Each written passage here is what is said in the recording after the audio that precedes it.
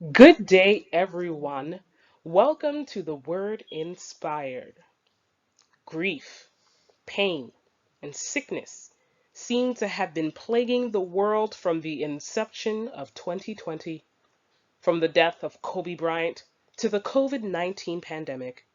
We all have experienced grief or know someone who has. Let's take a look at how we can positively deal with grief. We must remember that God knows. Matthew chapter 10, verses 29 through 31 state, "Are not two sparrows sold for a farthing? And one of them shall not fall to the ground without your Father. But the very hairs of your head are all numbered. Fear ye not, therefore, ye are of more value than many sparrows." And the farthing spoken of here is actually 1/10 of the Roman penny.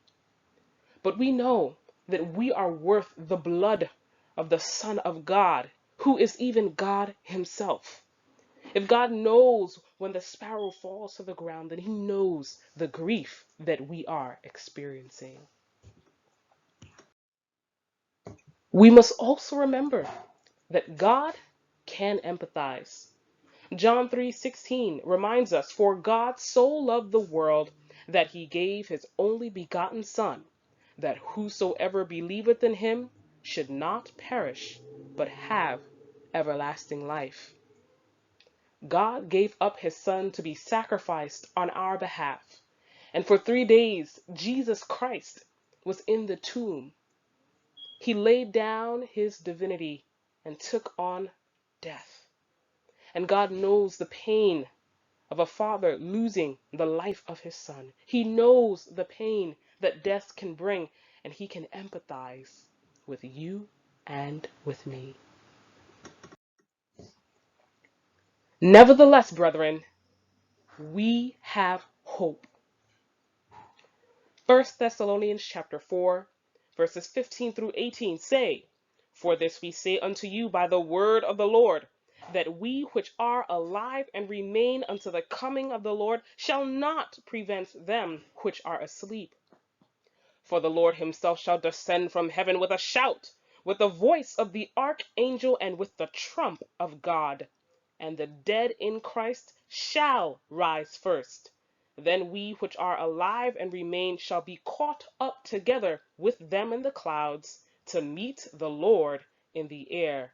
And so shall we ever be with the Lord. Wherefore, comfort one another with these words." Friends, we have the hope that if we have lived a righteous life here on earth, and if our loved ones who have died have also lived a righteous life on earth, that after this life on earth, when Jesus comes the second time, that we will live with Him forever, and our loved ones who have died in Christ will be resurrected and will live with Christ throughout the ceaseless ages of eternity. Weeping may endure for a night, but joy comes in the morning. God bless you.